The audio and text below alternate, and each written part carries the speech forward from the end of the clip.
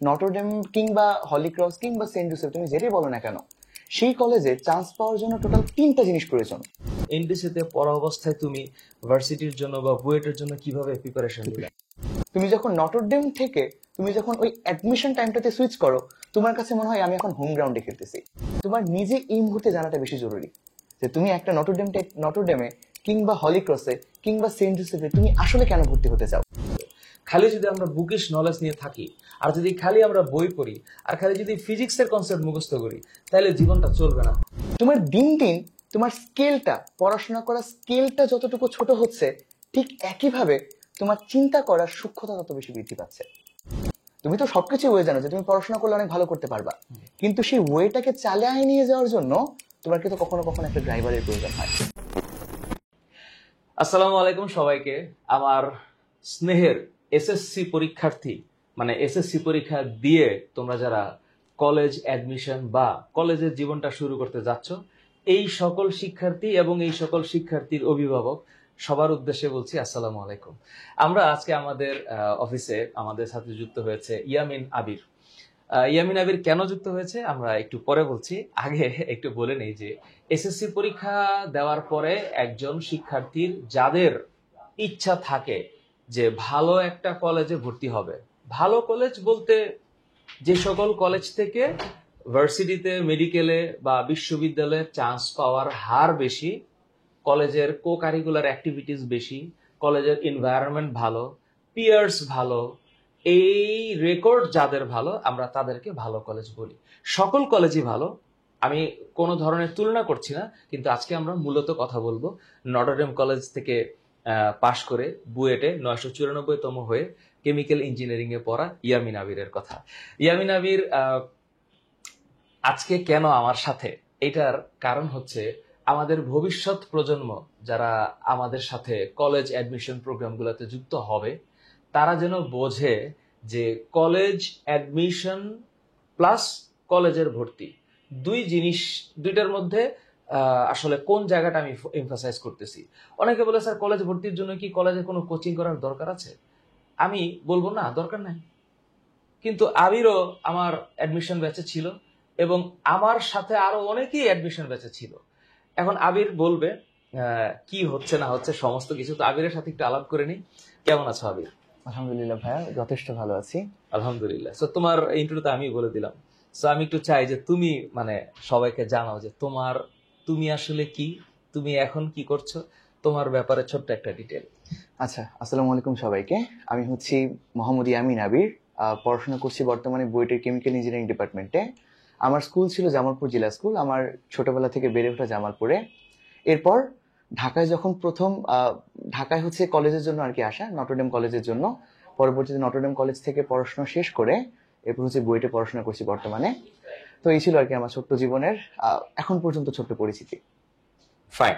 So তোমরা, ও ছোট্ট পরিচিতি বলেছে, আজকে আমি কথা বলবো না, আজকে ও কথা বলবে। আমি একটা সঞ্চালকের ভূমিকা আছি আর কি।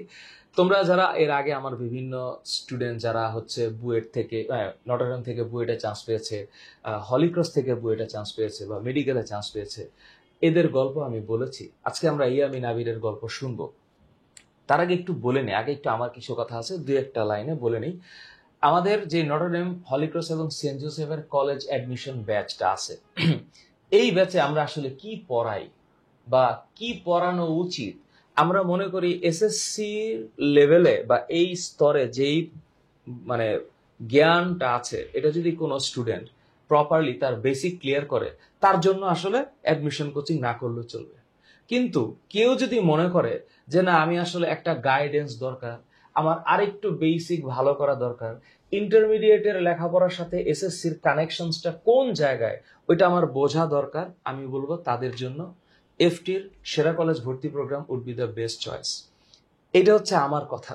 বিকজ আমার ইচ্ছা হলো যে সকল স্টুডেন্টরা চাইতেছে ভালো করতে, এই যে জামালপুর জেলা স্কুল থেকে নটরডেম থেকে বুয়েট, অবশ্যই there is a much more possibility যে জীবনে একটা ভালো জায়গায় যাওয়ার চান্স আবিরের বেশি, যদি সে এখন বুয়েটে ভালো লেখাপড়া করে এবং বুয়েটের যে ইঞ্জিনিয়ারিং বা কেমিক্যাল ইঞ্জিনিয়ারিং এর যেই জ্ঞান, এই জ্ঞান যদি সে ভালো করে রপ্ত করতে পারে, তারপরে সে দেশকে সেবা করবে এবং তার সুখ্যাতি আরো বাড়বে। তো আমি আবিরের কাছে জানতে চাই, আবির, তুমি বলো যে এসএসসি পরীক্ষা দেওয়ার পর নটরডেম কলেজ পর্যন্ত আসতে তোমার জার্নিটা। আচ্ছা, যারা হচ্ছে এখন হচ্ছে এসএসসি পরীক্ষার্থী আছো, যারা হচ্ছে পরীক্ষা শেষ করেছো, যারা এখন এই মোমেন্টে আসলে কলেজের স্টুডেন্টও না, স্কুলের স্টুডেন্টও না, আমি জানি তোমাদের একটা আইডেন্টিটি ক্রাইসিস আছে এখন, যে ভাই আমরা তো এখন কলেজেরও না, আমরা এখন স্কুলেরও না। হ্যাঁ। তো তোমার এই মাঝখানে যে একটা ব্রিজটা, সেই ব্রিজ থেকে তোমাদের এখন মানে ব্যাপারটা কি হবে জানো?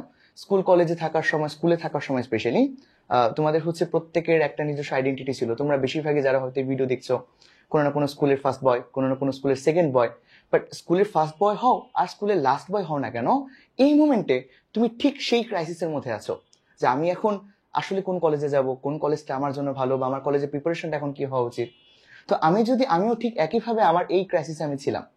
আর ছোটবেলা থেকে হচ্ছে বাবা মার কাছ থেকে তাদের একটা আশা ছিল যে না, ছেলেকে হচ্ছে নটরডেমের যদি দেখতে পারে, ছেলেকে যদি বইটা দেখতে পারে, তো সেই হিসেবে আমাদের প্রত্যেকের মনের মধ্যেই কোনো না কোনো একটা আশা তো সঞ্চার হয়ে থাকে। হলিক্রস হতে পারে, নটরডেম হতে পারে, সেন্ট জোসেফ হতে পারে। তো সেই হিসেবে আমি আমার জার্নির কথা যদি বলি, স্কুল এসএসসি পরীক্ষা দেওয়ার পর আমি হচ্ছে প্রায় 2 থেকে আড়াই মাস পর খুব সম্ভবত হচ্ছে আমাদের নটরডেম অ্যাডমিশনের পরীক্ষাটা হয়। তো আমি যখন আমার বড় ভাইয়ের কাছ থেকে শুনতে চাই, যারা হচ্ছে নটরডেমে চান্স পেয়েছিল আমাদের স্কুল থেকে, তাদের সব থেকে বড় কথা ছিল যে নটরডেম কিংবা হলিক্রস কিংবা সেন্ট জোসেফ, তুমি যেটাই বলো না কেন, সেই কলেজে চান্স পাওয়ার জন্য টোটাল 3টা জিনিস প্রয়োজন। প্রথমটা মেন বই বুঝে পড়া, সেকেন্ডটা মেন বই বুঝে পড়া, থার্ডটাও মেন বই বুঝে পড়া। তার মানে এই 3টা জিনিস, অর্থাৎ আলটিমেটলি কিন্তু তোমার মেন বই বুঝে পড়ার মধ্যে মানে আসলে তোমার মেইন প্রিপারেশনটা শুধুমাত্র এটাই, যে তুমি তোমার মেইন বইটা তুমি কতটুকু বুঝে বুঝে পড়তে পারতেছো। এখন মেইন বইয়ের আসলে রেঞ্জটা কতটুকু, এখানে একটা কথা আছে।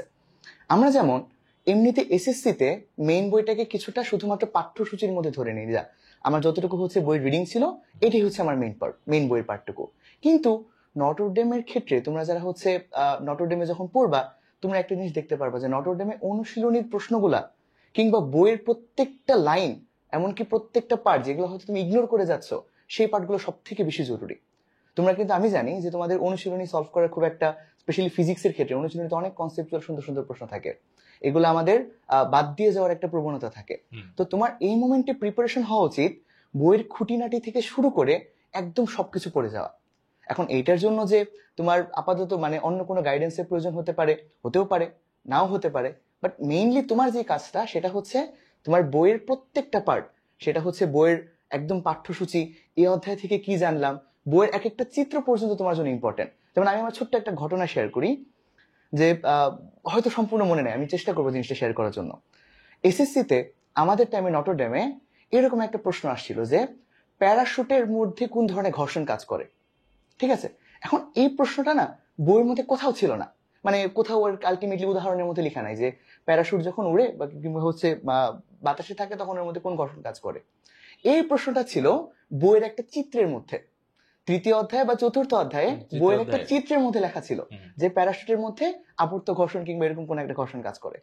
এর মানে আমি তোমাকে বুঝালাম যে বইয়ের যে শুধুমাত্র রিডিং পার্টটা জরুরি তা না, চিত্রটা ইম্পর্টেন্ট। বইয়ের মধ্যে চিত্র, এর প্রত্যেকটা অনুশীলনী, এর প্রত্যেকটা নিজে করো টাস্কগুলা, সেগুলো তোমার বিভিন্ন কলেজ অ্যাডমিশনের জন্য ইম্পর্টেন্ট। তার সাথে সাথে আসলে মনেরও যে একটা ইচ্ছা আছে যে কোনো কিছু শেখার, সেটার জন্য কিন্তু ইম্পর্টেন্ট। তাই আমার প্রিপারেশনের কথা যদি বলি, আমার মেইন বইয়ের উপর অনেক বেশি পরিমাণে ফোকাস ছিল। আর তার সাথে সাথে স্যারও হয়তো আজকে এই জিনিসটা নতুন জানছে, সেটা হচ্ছে আমি স্যারের অ্যাডমিশন কোর্সে ভর্তি ছিলাম। স্যার হচ্ছে নটরডেম অ্যাডমিশনের যে কোর্সটা ছিল কিংবা কলেজ ভর্তি অ্যাডমিশন, সেই কোর্সটাতে যে আমি ভর্তি ছিলাম, সেখানে হচ্ছে এক্সাম কিংবা ক্লাস যখন যেটা প্রয়োজন হয়েছে আমি আর কি সেখান থেকে দেখে নিয়েছি। আমিও আসলে জানতামই না যে ও আসতেছে, বা আমার অফিসে হচ্ছে আমাদের সোশ্যাল মিডিয়া ম্যানেজার প্লাস আমাদের ওভারঅল যে কিউসি যারা করে তারা বলছিল যে 2জন আসবে, এনডিসি থেকে আর এসডিসি থেকে। তো আজকে আমি জানতে পারছি যে ও আমার 2021 ব্যাচের এনডিসি ভর্তি প্রোগ্রামে ছিল, and I am really happy, এবং আবিরও ছিল। Thank you so very much Abir. So আমি খুবই ইন্সপায়ার্ড। এখন ঘটনা হচ্ছে কি, আজকে এই সময়টাতে এডটেকের যে ব্যাপ্তি হয়েছে, এই ব্যাপ্তিতে আমার কাছে, আমি একটু আগে আবিরের সাথে আলাপ করছিলাম যে আমাদের চায়ের কাপের সৌন্দর্যের চাইতে চায়ের স্বাদের সৌন্দর্যের দিকে বেশি মনোযোগ দেওয়া উচিত, আমাদের মূল যে বিষয়টা। তো আমরা এখানে এনডিসি কে হাইলাইট করছি না, আমরা এখানে হাইলাইট করছি একজন স্টুডেন্টের ভালো একটা কলেজে ভর্তি হওয়ার ইচ্ছাটা। একটা মেয়ের পক্ষে তার পরিবারকে ছেড়ে ঢাকায় এসে সেটেল হওয়া বা কলেজে ভর্তির জন্য পড়াটা খুবই টাফ। কিন্তু একটা ছেলের ক্ষেত্রে সে যদি চায় যে সে ভালো লেখাপড়া করছে, একটা মফস্বলে অথবা একটা গ্রামের একটা ছেলে যে ফার্স্ট বয় সেকেন্ড বয় অথবা মাঝারি ক্যাটাগরি, কিন্তু সে ভালো লেখাপড়া করছে, ওর এখন মন চাইতেছে যে সে একটা ভালো কলেজে পড়বে, অবশ্যই নটরডেম কলেজ ভালো কলেজ। কারণ নটরডেম কলেজের গতকালকের নিউজ হচ্ছে নটরডেম কলেজের কতজন স্টুডেন্ট যেন আমেরিকাতে গেল, 51 জন। 51 জন স্টুডেন্ট আমেরিকাতে গেছে শিক্ষা সফরে। ইটস এ ভেরি, মানে কি বলবো, ইন্সপায়ারিং একটা ব্যাপার। ওদের যাওয়া উচিত। নটরডেম কলেজের 51 জন আমেরিকাতে গেছে, ওদের ইউরোপ ট্রিপে যাওয়া উচিত। ওরা মানে যাবে, দেখবে বিশ্বের আরো অন্যান্য জিনিস কিভাবে কাজ করতেছে সেটা দেখবে, অন্যান্য ইউনিভার্সিটি গুলো কিভাবে আসলে দেখবে। ওরা যদি না দেখে তাহলে আমরা উন্নত হব কিসে? আমাদের অন্যান্য কলেজের টিচারদের পক্ষে যদি সম্ভব হয় ছেলে মেয়েগুলোকে ফরেন ট্রিপে নেওয়া উচিত। কারণ ওদেরকে দেখা উচিত যে বিশ্বের অন্যান্য ইউনিভার্সিটিগুলো, অন্যান্য কলেজগুলো কিভাবে কাজ করে। দে নিড টু সি ইট। তা নাহলে আমাদের বড় স্বপ্ন কে দেখাবে? সো এই যে কলেজগুলো মানে স্টুডেন্টদের জন্য একটা সিস্টেম করে দিছে, এইটাই হচ্ছে ইউনিকনেস। তো আমি কি চাই? আমি চাই যে ভালো একটা কলেজে ভর্তির জন্য তোমাদের আগ্রহটা তৈরি হোক। তাহলে নটরডেম কলেজ কেন সেরা? নটরডেম কলেজ সেরা হচ্ছে নটরডেম কলেজের টিচাররা সেরা, পড়ায় ভালো। আমি অফকোর্স এটা আমি সবসময় বলি, ল্যাব ফ্যাসিলিটিস আছে, কুইজ আছে, রেগুলার এক্সাম হয় এবং স্টুডেন্ট ভালো। তো সবকিছু মিলে একটা এনভায়রনমেন্ট ভালো হয়। আমি একটু আবিরকে বলবো, আবির তোমার এনডিসি লাইফটা কেমন কেটেছে এবং সেটা তুমি স্টুডেন্টকে বলো, যেন স্টুডেন্ট একটা স্বপ্ন দেখতে পারে যে এনডিসির খরচ, লেখাপড়া, আদার্স যে বিষয়গুলো যেন ওরা আন্দাজ করতে পারে তোমার কাছ থেকে। যদি তুমি এসএসসি 21 ব্যাচ, মানে এইচএসসি 23 ব্যাচ, এখন তুমি বুয়েটে আছো, তুমি এনডিসির ভিতরের যে গল্পটা এটা একটু ওদেরকে শেয়ার করো।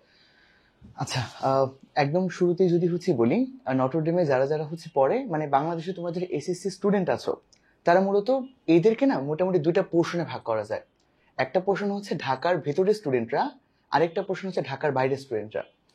এখন ভাইয়া একদম যদি মোটা দাগে বলি যে কার জন্য কিরকম চয়েস হওয়া উচিত, তোমরা যারা ঢাকার বাইরে থেকে ঢাকায় আসতে চাচ্ছ, তোমাদের অবশ্যই বাংলাদেশের বেস্ট কলেজগুলোতে ট্রাই করা উচিত। কিরকম? ধরো তুমি নটরডেমের জন্য অবভিয়াসলি তখন তোমার ট্রাই করা উচিত যখন তুমি ঢাকার বাইরে থেকে ঢাকায় আসছো। কেন? তুমি যখন ঢাকার বাইরে থেকে ঢাকায় শিফটই হচ্ছ, সো আমাকে যদি শিফট হতেই হয় তো কেন না বাংলাদেশের বেস্ট কলেজের জন্য ট্রাই করবো। ঠিক আছে, তুমি যদি শিফট হওয়াই অন্য কোনো কলেজের জন্য, so why not the best. এখন এটা হচ্ছে একটা পোর্শন। তো তুমি যদি ঢাকার বাইরে থেকে ঢাকায় আসতে চাও, অবশ্যই তোমাকে নটরডেমের জন্য একটা যথেষ্ট ভালো প্রিপারেশন কিংবা একটা মাইন্ডসেট রাখা উচিত। আরেকটা প্রশ্ন হচ্ছে যারা তুমি ঢাকার ভেতরে আছো, এখন তাদের জন্য না ব্যাপারটা একটু কনফিডেন্সিয়াল। তোমরা যারা ঢাকার ভেতরে আছো আর নটরডেম থেকে অনেক দূরে, যাদের যাদের নটরডেমের আশেপাশে আসলে কোনোভাবে আসা সম্ভব না, আর যাতায়াতটা হচ্ছে ধরো তুমি থাকছো মিরপুর, কিংবা তুমি থাকছো উত্তরা, কিংবা তুমি আরো দূরে কোথাও থাকছো মোহাম্মদপুর, তাদের জন্য কিন্তু আসলে নটরডেমের যাতায়াতের ইস্যুটা এখন হয়তো তোমাদের কাছে আবেগের কারণে অনেক ক্ষেত্রে মনে হতে পারে যে না, যাতায়াত খুব একটা ইস্যু হবে না, প্রতিদিন চলে যাব। কিন্তু তুমি যখন সপ্তাহে 5 দিন ল্যাব ক্লাস এগুলার পর বাড়তি তোমার 3 থেকে 4 ঘন্টা আরো যাতায়াতের জন্য সময় লাগবে, সো এটা কিন্তু একটা বিগ ইস্যু। সো তোমাদের যারা ঢাকায় আছো প্লাস বাসা চেঞ্জ করে কোনোভাবেই নটরডেমের আশেপাশে আসা সম্ভব না, আমি বলবো তোমরা আরেকটু রিথিঙ্ক করো, ব্যাপারটা নিয়ে ফ্যামিলিতে কথা বলো, কিংবা ওই জায়গার আশেপাশে যে ভাইয়ারা পড়তো নটরডেমে তাদের কাছ থেকে তোমরা এক্সপিরিয়েন্স গ্যাদার করো। তো মোটা দাগে এই দুজন আছে। এখন যারা আর কি হোস্টেল লাইফে উঠবা, এখন হোস্টেল লাইফ জীবনের মানে অন্যতম প্রিসিয়াস, প্লাস তার সাথে কি বলবো, অন্যতম হরিবল একটা এক্সপিরিয়েন্সও বলা যায়। কারণ এসএসসি লাইফ পর্যন্ত আমরা সবাই ফ্যামিলিতে যখন থাকি একসাথে, মায়ের হাতের রান্না, বাবার শাসন, প্লাস ছোট ভাই বড় ভাই এদের আদর টাদর সবকিছু মিলায় নিজের একটা কমফোর্ট জোনে থাকি আমরা। এখন একটা এইচএসসি লেভেলের একটা স্টুডেন্ট কতই আর বড় হয়, তুমি নিজেই বলো, তুমি নিজেকে দিয়ে জাজ করো। তুমি যখন একদম সেখান থেকে ঢাকায় চলে আসো, একদম অচেনা পরিবেশ, সেখানে বাবা নেই, সেখানে মা নেই, অসুস্থ হলেও দেখার কেউ নেই, এরকম জায়গায় তুমি যখন আসো, তুমি লাইফের প্রথম একটা ধাক্কা সেখানে খাবা। তোমার কাছে কোনোভাবে মন টিকতে চাবে না, প্লাস সবকিছু মিলে এই লাইফটা যেহেতু আমরা পার করে আসছি, তোমরা নিজেরও ফিল করতে পারবা। তো এই গেল আর কি ঢাকার বাড়ি থেকে যারা আসো তাদের যদি মানে অ্যাকোমোডেশনের ব্যাপারে বলি, এখানে কলেজে নিজস্ব কোনো অ্যাকোমোডেশন নেই। তুমি কলেজের আশেপাশে অনেক হোস্টেল পাবা, প্লাস হচ্ছে অনেকে আরামবাগে জি হ্যাঁ আছে, তারপর আরামবাগে আছে, ফকিরাপুল জসিমউদ্দিনে আছে, আছে। জি ফকিরাপুলে আছে, হ্যাঁ। আরামবাগ, জসিমউদ্দিন, ফকিরাপুল কিংবা হচ্ছে কমলাপুরের আশেপাশে তুমি সেই অনুযায়ী হচ্ছে থাকতে পারবা, বা অনেকে হচ্ছে বাসা নিয়ে একটু দূরে কোথাও থাকতে পারে 4-5টা ফ্রেন্ড মিলে। কত খরচ হতে পারে যদি কেউ হোস্টেলে থাকে? যদি কেউ হোস্টেলে থাকে বর্তমান বাজার অনুযায়ী আসলে তোমার থাকা প্লাস খাওয়া সহ 15,000 টাকার একটা বাজেট তোমার রাখা উচিত পার মান্থ? জি পার মান্থ এক Okay. পার্সনের জন্য 15,000 টাকা একটা খরচ রাখা উচিত এনডিসি তে তোমার। ভর্তির জন্য? আর এনডিসিতে ভর্তির জন্য হচ্ছে আমার যতটুকু মনে পড়ে সেটা হচ্ছে একদম শুরুতে হচ্ছে সেশন ফি ছিল 18,000 টাকা খুব সম্ভবত, আচ্ছা। এরকমই আর কি, ফ্ল্যাকচুয়েট করতে পারে। তো এটাই আর কি। আর হচ্ছে প্রতি মাসে যদি আমি ফি এর কথা বলি, মান্থলি ফি সেটা হচ্ছে 1200 টাকা। এটা হচ্ছে কলেজের ফি, সেটা এটা কিন্তু অন্যান্য সব কলেজের থেকে খুব কম। তুমি যদি অন্যান্য কলেজগুলো তুমি দেখো, বাকি বাংলাদেশের প্রত্যেকটা কলেজে বেতন কিংবা ফি যেটাই বলি না কেন সেটা হচ্ছে 2500 আশেপাশে। তো সেই হিসেবে নটরডেমের ফি হচ্ছে 1200, যেটা কিন্তু আসলে কি বলবো খুবই যথেষ্ট কম আর কি। জি সো এবার এনডিসি তে যখন ক্লাসগুলো করছো, সপ্তাহে 5 দিন ক্লাস হয়, সপ্তাহে 5 দিন ক্লাস, শুরু হচ্ছে সকাল থেকে, তারপর আবার সপ্তাহে 2 দিন ল্যাব থাকে। জি তো ল্যাব কুইজ এগুলাকে তুমি কিভাবে মেনটেন করলা বা করছো, বা কি করলে এনডিসি তে মানে ভালো একটা রেজাল্ট করা যাবে, এবং এনডিসি তে পড়া অবস্থায় তুমি ভার্সিটির জন্য বা বুয়েটের জন্য কিভাবে প্রিপারেশন নিলে? আচ্ছা স্যার হচ্ছে অনেকগুলো প্রশ্ন একবারে করছে, আমি দেখি একটু গুছিয়ে অ্যান্সার দেওয়ার চেষ্টা করি। তো প্রথমত যেটা এনডিসির কলেজের সাথে সাথে আমাদের হচ্ছে ভার্সিটির প্রিপারেশনটা, বা ইঞ্জিনিয়ারিং অ্যাডমিশন তোমরা বলো কিংবা হচ্ছে মেডিকেল অ্যাডমিশন বলো না কেন, এই প্রিপারেশনগুলা নটরডেমের সব থেকে বড় যে বৈশিষ্ট্যটা সেটা হচ্ছে এক্সাম সিস্টেম, যেটাকে আমরা আর কি অনেক কুইজ নামে চিনে থাকি। কুইজের ব্যাপারে যদি বলি, সেটা হচ্ছে সপ্তাহে তোমার 2 দিন করে কুইজ হয়। ফার্স্ট ইয়ারে থাকলে মঙ্গল বৃহস্পতি, আর সেকেন্ড ইয়ারে থাকলে সোম আর বৃহস্পতি, এই 2 দিন কুইজ হয়। আর এই 2টা কুইজের পর, মানে এই কুইজটা আসলে কখন শুরু হবে আমি তোমাকে বলি। তুমি কলেজে যাবা, যাওয়ার পর প্রথম 1 মাস তোমাকে পড়াবে। এই যে 1 মাসের পর থেকে তোমার কুইজটা শুরু হবে, একদম আল্লাহর ওয়াস্তে একদম কলেজে লাস্ট দিন পর্যন্ত তোমার কুইজ অনবরত চলতে থাকবে। এটার কোনো রুটিন নাই। প্রতি সপ্তাহ আসবে, সপ্তাহের পর সপ্তাহ চেঞ্জ হয়ে যাবে, কিন্তু মঙ্গল বৃহস্পতি আর সোম বৃহস্পতির কুইজ কখনো চেঞ্জ হবে না। তো এই কুইজের ব্যাপারে তোমাদেরকে একটু জানাই। এই দিন তোমরা অলরেডি জানো, যারা অলরেডি হচ্ছে নটরডেম নিয়ে আর কি অনেক আগ্রহী, যে নটরডেমের কুইজ এটা খুবই জনপ্রিয় একটা টার্ম। কেন? কারণ এই কুইজটাই তোমরা যারা হচ্ছে বুয়েটের প্রশ্ন প্যাটার্ন সম্পর্কে তোমাদের আইডিয়া আছে, বুয়েটের হচ্ছে প্রিলি পরীক্ষা হয় 100টা এমসিকিউ 60 মিনিটে। ব্যাপারটা কিন্তু খুবই টাফ। ইঞ্জিনিয়ারিং 100টা এমসিকিউ ম্যাথমেটিক্যাল, সেটা 60 মিনিটে অ্যান্সার করতে হয়। আমরা যদি হচ্ছে বুয়েটের রিটেন টেস্টের কথা বলি, সেখানে তোমরা জানো যে 40টা প্রশ্ন 2 ঘন্টার মধ্যে অ্যান্সার করতে হয়। ইট মিনস প্রত্যেক প্রশ্নের জন্য 3 মিনিট করে সময়।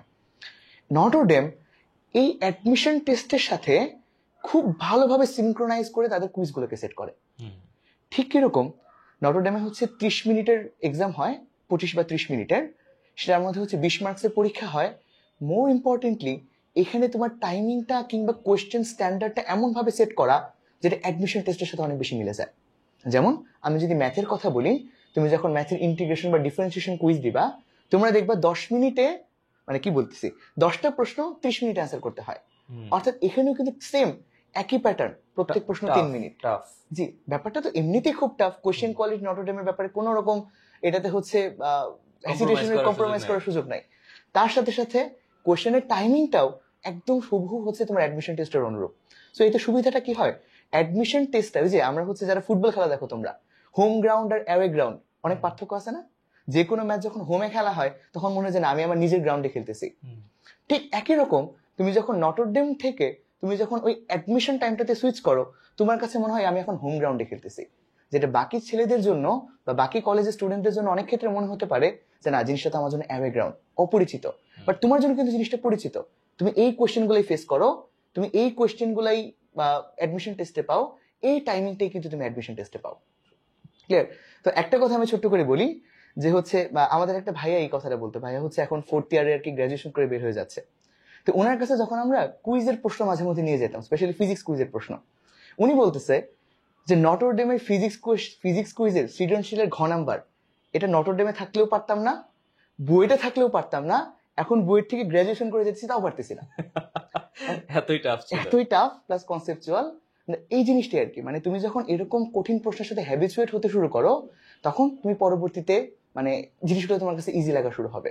আরেকটা ব্যাপার, তোমরা যারা নটরডেমে হয়তো চান্স পাবা, দেখবা যে হচ্ছে তোমরা এক একজন উপজেলা লেভেলের কিংবা জেলা লেভেলের দেখবা হচ্ছে টপ 10 এর মেধাবী স্টুডেন্টরা। কেউ দেখবা হচ্ছে কলেজের ফার্স্ট, স্কুলের ফার্স্ট, কেউ উপজেলায় ফার্স্ট, কেউ হয়তো ফার্স্ট ছাড়া কখনো সেকেন্ডই হও নাই। কিন্তু অ্যাডমিশন টেস্টের খেলাটা কিন্তু আসলে এটা না। কেন? তুমি যখন ফার্স্ট সেকেন্ড হও, এর মানে তোমার 100-এর মধ্যে তোমার মার্কস থেকে 99, কেউ একজন 98 পাওয়া মানে ফার্স্ট থেকে তুমি সেকেন্ড হয়ে যাচ্ছ। বাট অ্যাডমিশন টেস্টের খেলাটা কিন্তু অন্যরকম। সেখানে তোমার চান্স পাওয়ার জন্য সব প্রশ্ন কিন্তু অ্যান্সার করার প্রয়োজন নাই, প্রয়োজন কিছু পার্টিকুলার বেছে বেছে করা প্রশ্ন, যেগুলোতে তোমাকে মার্কস ক্যারি করবে। এই জিনিসটা নটরডেম তোমাকে কিভাবে আনে তোমাকে বলি। তুমি যত বেশি পরিমাণে কঠিন প্রশ্ন এক্সাম দিতে থাকবা, তখন তোমার প্রশ্ন নাম্বার ছেড়ে দেওয়ার একটা প্রবণতা ক্রিয়েট হবে। যেমন আমি একদম আমার ফার্স্ট কুইজের এক্সপিরিয়েন্স বলি। ফার্স্ট কুইজে আমি যখন 100-এর মধ্যে 60 অ্যান্সার করা শুরু করি, মানে 60 অ্যান্সার করি আর কি, তখন তো আমার খুবই মন খারাপ, মানে যে না আমি হচ্ছে সবসময় আমরা তো এরকম কখনো 9-10 পর্যন্ত হয়ই নাই যে কোনো কোশ্চেন আমরা ছেড়ে আসছি, না পারলেও কিছু না কিছু লিখে আসছি। বাট প্রথম কুইজে গিয়ে 100-এর মধ্যে আমরা 60 অ্যান্সার করলাম, মানে 40 নাম্বারই ছেড়ে আসলাম। বাট এই যে প্রথম দিকে খুব খারাপ লাগলো, পরবর্তীতে দেখলাম যে যেই 60টা অ্যান্সার করছিলাম সেটাই আমার one of the best quiz ছিল। তো এই যে কোয়েশ্চেন ছেড়ে আসার পরেও তুমি যে আসলে তোমার একটা মনোভাব চলে আসবে যে না, কঠিন প্রশ্ন ছেড়ে আসলেও স্টিল ভালো করা যায়, এই জিনিসটা কিন্তু খুব ইম্পর্টেন্ট। কেননা তুমি যখন ঘাবড়ায় যাবা, তুমি হঠাৎ করে একটা কঠিন প্রশ্ন দেখলে, তুমি যখন সেখানে 70% অ্যান্সার করবা, তুমি ঘাবড়ায় যাবা অন্যান্য কোনো কেস হলে, যে কি করলাম এটা, আমি তো অনেক কিছু মিস করে ফেলছি। বাট না, তোমাকে কোয়েশ্চেনের মেরিট অনুযায়ী হয়তো সেই 70%টাই এনাফ মার্কস, যে জিনিসটা তুমি কেবলমাত্র কঠিন প্লাস কনসেপচুয়াল স্ট্যান্ডার্ড প্রশ্নের অ্যান্সার দিলেই তুমি এই জিনিসটাকে আইডেন্টিফাই করতে পারবা। তো এই জিনিসটা আমার কাছে ছিল যে নটরডেমের আর কি কুইজের বৃত্তান্ত plus one of the most wonderful things. এবার আরেকটা কথা বলি, সেটা হচ্ছে নটরডেমে ভর্তির জন্য তোমরা যারা এসএসসি পরীক্ষা দিলা, তোমরা মেন্টালি রেডি থাকো যে তোমরা যারা আমাদের সাথে যুক্ত হবা, আমাদের সেরা কলেজ ভর্তি প্রোগ্রামে যুক্ত হবা। আবির বলবে এই কথাটা পরে। আমাদের এটা একটা আবির, আর একটা আবির আছে আমাদের এনডিসি কলেজের টিচার আবির। ও হচ্ছে মানে আমাদের এনডিসি ব্যাচের টিচার আবির। ও এনডিসি কলেজ থেকে ঢাকা ইউনিভার্সিটিতে অ্যাপ্লাইড ম্যাথে পড়ছে এখন। একটা মজার একটা ঘটনা আছে, সেটা হচ্ছে ভাইবা হয় এনডিসিতে, একটা মজার ভাইবা হয়। কি মানে স্টুডেন্ট আমাদেরকে বিগত বছরগুলোতে জিজ্ঞেস করতে, স্যার আসলে কি প্রশ্ন করে এনডিসিতে ভাইবাতে। আসলে ভাইবাতে টিচাররা তোমাকে জাজ করবে তুমি আসলে মানুষ হিসাবে কেমন, তোমার একাডেমিক স্কিল কত আছে, সেটা রাইটিং যেই পার্টটা হয়ে গেছে বা যে রিটেন টেস্ট হয়ে গেছে সেইখানে অলরেডি অ্যাসেসড।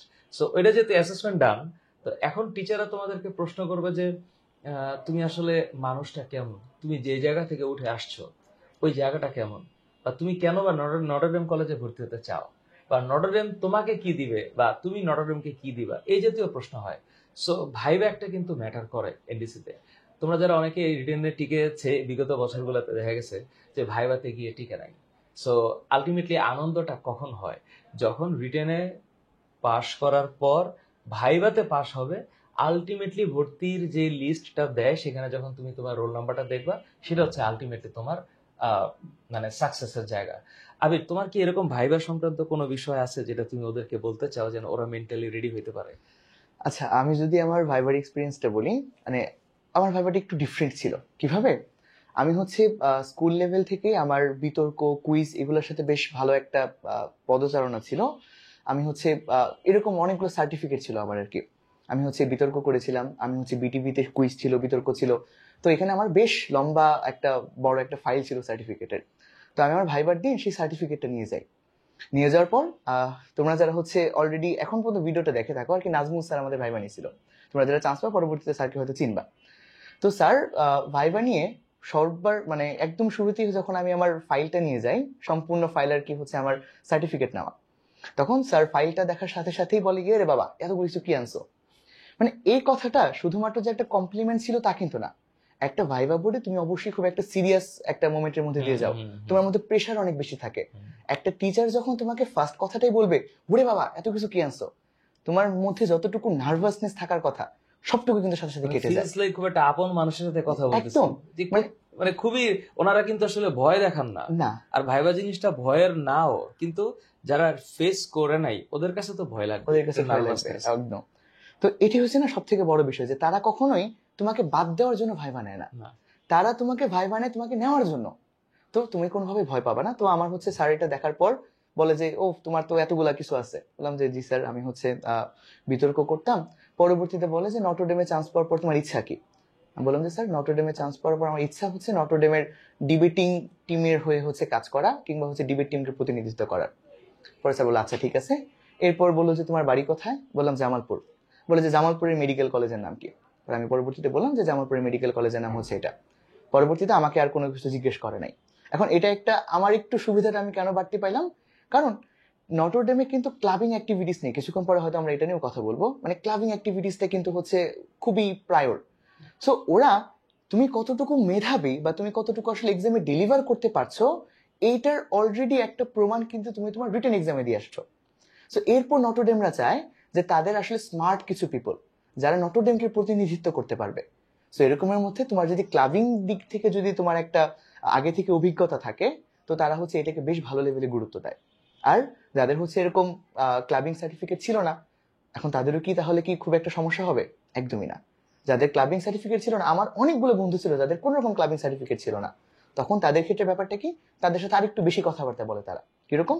স্যাররা তখন জিজ্ঞেস করে যে হচ্ছে তোমার বাড়ি কোথায়, তুমি কেন নটরডেমে আসতে চাও। মানে তোমার যে কোনো একটা জায়গার জন্য তোমার মোটিভটা খুব জরুরি। প্রত্যেকে প্রশ্ন করবে, তুমি যেই অ্যাডমিশন টেস্টেই দিতে যাও না কেন, ভাইভাতে তোমার খুবই কমন একটা প্রশ্ন হচ্ছে তুমি কেন এই কলেজে ভর্তি হতে চাও। এটা তোমার কাছে মনে হতে পারে যে ভাইয়া এটা হচ্ছে আমরা ইয়ের আগে মুখস্থ করে যাবো কেন ভর্তি হতে চাও। কথাটা কিন্তু সেটা না। তুমি কেন ভর্তি হতে চাও এটা স্যারকে জানানোর আগে তোমার নিজে এই মুহূর্তে জানাটা বেশি জরুরি। যে তুমি একটা নটরডেমে কিংবা হলিক্রসে কিংবা সেন্ট জোসেফে তুমি আসলে কেন ভর্তি হতে চাও। তুমি যখন নিজের কাছে সৎ থাকবা তখন তুমি অন্যজনকে সৎভাবে অ্যান্সার দিতে পারবা। ঠিক আছে? তো স্যার তখন তাদেরকে প্রশ্ন করে যে ভাইবা নিয়ে তোমার বাড়ি কোথায়, তোমার বাড়িতে হচ্ছে দর্শনীয় স্থান কি আছে। তারপর এভাবে তারা মজা করতো যে তোমার বাড়িতে যদি আমি বেড়াইতে যাই তাহলে হচ্ছে তুমি আমাকে কোন কোন জায়গা দেখাবা। তো এই ব্যাপারগুলোই তুমি হচ্ছে বলবা, নিজের জেলা সম্পর্কে একটু আইডিয়া রাখার চেষ্টা করবা। এটুকু জানলেই ভাইবাতে কখনোই তোমাকে কোনো রকম একাডেমিক প্রশ্নটি করে তারা হচ্ছে আটকানোর চেষ্টা করবে না, কারণ তাদের ইচ্ছা তোমাকে কিন্তু বাদ দেওয়া না, বরং তাদের স্টুডেন্টের মাঝখানে তোমাকে অন্তর্ভুক্ত করা। রাইট। সো থ্যাংক ইউ আবি, খুব সুন্দর করে তুমি কথা বলেছো। ক্লাবিংটা অনেকে মনে করতে পারে যে তার একাডেমিক লাইফের টাইম মানে নষ্ট করবে, কিন্তু এইটা সে তখনই ডিসাইড করবে যে ক্লাবিংটা আসলে কি, মানে ক্লাবে আসলে কি হয়। ক্লাবে তো আসলে ক্লাব তো অনেক ধরনের ক্লাব থাকতে পারে, ডিবেট ক্লাব থাকতে পারে, ইংলিশের মানে লিটারেচারের ক্লাব থাকতে পারে, ইভেন ইভেন মানে সায়েন্স ক্লাবের, ম্যাথ ক্লাবের সাথে অলিম্পিয়াডের একটা কানেকশন থাকতে পারে। অলিম্পিয়াড কমিউনিকেশনস বা অলিম্পিয়াড যেই মানে অ্যালামনাইরা যারা আছে, ওই সংগঠনরা যারা আছে তাদের সাথে কানেকশন হতে পারে। তোমরা একটা জিনিস মাথায় রাখবে, এই পৃথিবী টিকে থাকে হচ্ছে কমিউনিকেশনের উপরে। যে যত বেশি কমিউনিকেট করতে পারবে থ্রু দেয়ার ল্যাঙ্গুয়েজেস, থ্রু দেয়ার কালচার, থ্রু দেয়ার উইজডম, সেই জায়গাটা হচ্ছে ফোকাস। সো আমরা লেখাপড়া যে করতেছি বা ওরা যে এত লেখাপড়া করছে, এনডিসিতে যারা চান্স পায় বা সবাই তো লেখাপড়া করে, মানে এনডিসির লেখাপড়াটাকে আমি এখানে কেন গুরুত্ব দিচ্ছি, কারণ একজন ডেমিয়ান আমার সাথে বসে আছে, ডেমিয়ান বুয়েটিয়ান। সো এই দুই ইয়ান যে বসে আছে তার মানে ও অফকোর্স একটা ভালো একাডেমিক স্কিলের উপরে আছে। ক্লাব হচ্ছে এমন একটা জায়গা যে মানুষকে শেখায় কিভাবে একটু এক্সপ্রেস করতে হয়, আরেকজনের সাথে কিভাবে কথা বলতে হয়, কখন রেগে যাওয়া যাবে না, কখন আস্তে বলতে হবে, কখন জোরে বলতে হবে, কখন রাগ দেখাইতে হবে। খালি যদি আমরা বুকিশ নলেজ নিয়ে থাকি, আর যদি খালি আমরা বই পড়ি, আর খালি যদি ফিজিক্সের কনসেপ্ট মুখস্থ করি, তাহলে জীবনটা চলবে না। জীবনে আর একটা জিনিস আছে, যেটা হচ্ছে যে ফিজিক্স এবং কেমিস্ট্রির কনসেপ্ট পড়ার সাথে সাথে জানতে হবে যে মানুষের সাথে কিভাবে কমিউনিকেট করতে হয়, how to be a human. How to be a human, এটা একটা বড় স্কিল। খালি পড়লাম আর পড়তে থাকলাম, এরপর আমি এ প্লাস পাইতে থাকলাম, কিন্তু আমি একটা মানুষের সাথে কথা বলতে পারি না, কিভাবে নরম হইতে হয় সেটা জানি না, কখন সাহসী হইতে হবে সেটা জানি না, কখন উদ্যমী হইতে হবে আমি জানি না। তো উদ্যমীও তো হইতে হবে। তো উদ্যম যদি না থাকে, সাহস যদি না থাকে, তাহলে এন্টারপ্রেনারশিপ হবে কেমনে, উদ্যোক্তা তৈরি হবে কেমনে? আমরা তো খালি এনডিসি থেকে খালি চাকরিজীবী হোক এটা আমি চাই না, বা আমরা চাই না। আমরা চাই হচ্ছে পৃথিবীর রিসেন্ট প্রবলেম গুলোকে সলভ করার জন্য টেকনিক্যালি কত স্মার্ট লোকজন আছে ওইটা বানাইতে হবে। তো আমরা যদি ব্রিটিশদের দেখানো পথে খালি চাকরি করতে থাকি, তাহলে চাকরিটা দিবে কে? তো চাকরিটা দেওয়ার জন্য এমন মানুষ লাগবে যারা উদ্যোক্তা, যারা উদ্যমী হইতে জানে, যারা প্রবলেমটাকে কিভাবে সলভ করতে হয় সেই রাস্তাটা জানে। এই কারণে আমার মনে হয় যে ওই মেধাটুকু অর্জন করার জন্য রাস্তাটা হচ্ছে এখন শুরু করা। তোমরা যারা এই মুহূর্তে ইউটিউবে, ফেসবুকে ভিডিওটা দেখছো, তোমাদের কাছে অনুরোধ থাকবে তোমরা চেষ্টা করবা যারা ভালো কলেজে আসতে চাও, আমাদের সাথে আজকে আরো একজন গেস্ট আছে। ইংলিশ ভার্সনের। ও সেন্ট জোসেফ থেকে লেখাপড়া করে এখন বুয়েটে আছে। একটু পরে সে আসবে তোমাদের সাথে সেকেন্ড এপিসোডে কথা বলার জন্য। ও ওয়েট করতেছে পাশে। ও আরো সুন্দর, ও দেখতে আরো সুন্দর, এবং আরো সুন্দর সুন্দর কথা বলবে তোমাদের। সেন্ট জোসেফের জীবনটা কেমন, সেন্ট জোসেফ থেকে পাশ করে ও বুয়েটে কেন গেল, তারপর বুয়েটে এখন কিভাবে লেখাপড়া করছে, তোমাদেরকে সে দিক নির্দেশনা দিবে। সো আমরা এখন মানে আবিরের সাথে একেবারে শেষ মোমেন্টে চলে আসছি। আবির, আমি চাই তুমি বাচ্চাদেরকে, এই ছোট ছোট বাচ্চা, তোমার জুনিয়র, মানে তোমার ছাত্র হবে, তুমি অনলাইনে আছো, সো তুমি যদি শেষ মুহূর্তে ওদেরকে একটু র্যাপ আপ করে দাও। আমাদের যে কোর্সটা আছে, আমরা যে পড়াই বাচ্চাদেরকে, তুমি আমার কোর্সে ছিলা, তুমি দেখছো আমার ইন্টেনশনটা কি, আমার ইচ্ছাটা কি। এখনকার জগৎটাও তুমি জানো, এই 2025-এর সিচুয়েশনও তুমি জানো, এডটেক ক্যারিয়ারটা তুমি জানো। সো ওদেরকে তুমি বলো যে ওরা ওদের ইনোভেশনের জায়গা, তোমার শেষ মেসেজ যেন ওরাও তো বুয়েট একদিন আসবে, তো এসে যখন তোমাকে একটা মানে বড় ভাই হিসাবে পায়, সো ওদের শেষ শেষ মেসেজটা দিবা যে কেন অনলাইন এই কোর্স ইম্পর্টেন্ট, কাদের জন্য ইম্পর্টেন্ট, এবং কাদের আসা উচিত। আচ্ছা, তো হচ্ছে একটু সময় নিয়ে হচ্ছে জিনিসটা শেষ করি। প্রথম কথা হচ্ছে নটরডেমের ছোট্ট একটা এক্সপিরিয়েন্স আগে শেয়ার করি, যে আসলে কেন নটরডেম কলেজ অন্যান্য অনেক কলেজ থেকে মানে হচ্ছে একটু ভিন্ন। ব্যাপারটা হচ্ছে শুধুমাত্র কি হচ্ছে পড়াশোনার ডিফারেন্সটা কিংবা এক্সামের ডিফারেন্সটা শুধুমাত্র এটুকুই না, ব্যাপারটা কিন্তু সম্পূর্ণভাবে এটুকু না। এখানে যে মেইন ডিফারেন্সটা তুমি পাবা, সেই জিনিসটা হয়তো তুমি কখনো স্কুলেও দেখো নাই, ভার্সিটি লেভেলেও তুমি কখনো দেখতে পারবে না। সেটা হচ্ছে টিচারদের ডেডিকেশন। ছোট্ট একটা অভিজ্ঞতা শেয়ার করি আমি। আমাদের হচ্ছে কেমিস্ট্রিতে মুন্না স্যার ক্লাস নিচ্ছিল। তো আমাদের হচ্ছে একদম এক্সামের আগে আগে ওনার একটা লাস্ট ক্লাস ছিল। তো ক্লাসের মাঝখানেই হচ্ছে হঠাৎ করে উনি প্রচন্ড অসুস্থ হয়ে যায়। উনার খুব সম্ভবত হচ্ছে অনেক প্রেশার বেড়ে যায়। উনি কি করলো, ক্লাস হচ্ছে 40 মিনিটের ক্লাস, 20 মিনিটের মাথায় উনি হচ্ছে দৌড়ায় নিচে চলে গেল। দৌড়ায় নিচে চলে গিয়ে ওষুধ খায় আসলো। ওষুধ খাওয়ার পর সারা মাথা পানি টানি দিয়ে এরপর আমরা ভাবলাম যে না, স্যার হয়তো একদম অসুস্থ হয়ে গেছে, উনি হয়তো আর আসবে না ক্লাসে। উনি 5 মিনিটের মধ্যে আবার উনি ক্লাসে ব্যাক করে বলতেছে, আজকে আমার অসুস্থ হয়ে পড়ে যাওয়ার থেকেও তোমাদের সিলেবাস শেষ করা বেশি জরুরি। মানে ব্যাপারটা হচ্ছে তুমি যখন দেখবা যে তোমার টিচাররা তোমাকে ভালো করানোর জন্য এত চেষ্টা করতেছে, তখন তুমি নিজের ভিতর থেকেই মানে একটা মোটিভেশন ফিল করবে। আসলে মোটিভেশন ব্যাপারটা তো সবসময় গল্প শুনে যে হয় ব্যাপারটা কিন্তু তা না। মোটিভেশন, লাইফের একটা চেঞ্জ কিন্তু আসে এরকম কোনো একটা ঘটনা দেখার মাধ্যমে। তুমি যখন দেখবা যে একটা টিচার, উনি কিন্তু অবভিয়াসলি বলে দিতে পারতো যে না, এক কাজ করে তোমরা বাকি টপিকটা একটু নিজেরা দেখে নিও, আমি আজকে অসুস্থ। ওনার কি না, কোনো দায়বদ্ধতা থাকতো? কখনোই থাকতো না। কিন্তু উনি ব্যাপারটা কি করলো, উনি এত অসুস্থ হওয়া সত্ত্বেও উনি ওষুধ খেয়ে মাথার মধ্যে পানি দিয়ে এসে উনি হচ্ছে আমাদের ক্লাস নিল। যারা হচ্ছে এই ব্যাপারগুলোই না লাইফে কিছু ছোট ছোট জিনিস। যেমন ধরো, আমি তো 2 বছর ক্লাস করছি, ক্লাসের অন্য কোনো কথা কি আমার মনে আছে? নাই। কিন্তু কোন স্যার কোন টপিকটা ভালো পড়াইছে, কে তাপগতিবিদ্যা ভালো পড়াইছে, কে অর্গানিক কেমিস্ট্রি ভালো পড়াইছে, আমার এরকম কিন্তু কিছু মনে নেই। তোমার কাছে এরকম কিছু আমি শেয়ার করলাম না। শেয়ার করলাম পড়ানোর বাইরে গিয়ে ছোট্ট একটা ঘটনা, যে জিনিসটা আমাকে এখনো মোটিভেট করে যে আসলে একটা টিচারের, একটা আদর্শ শিক্ষক, সে শুধুমাত্র যে ভালো পড়াতে পারে ব্যাপারটা কিন্তু এরকম না।